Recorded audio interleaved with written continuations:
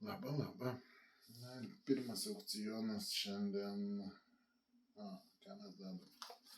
Mes dedame tokį peiliuką. Įdomus peiliukas.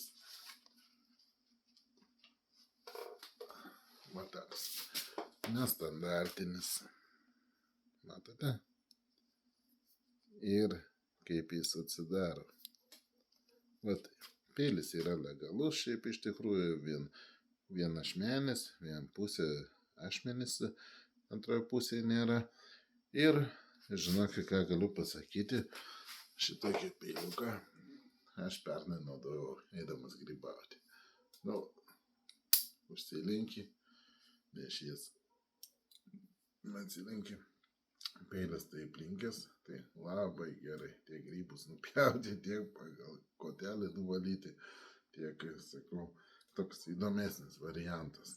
Aišku, galima kas į kolekciją, kas į žvejybą, ten kokį žuvį skusti, dar ką.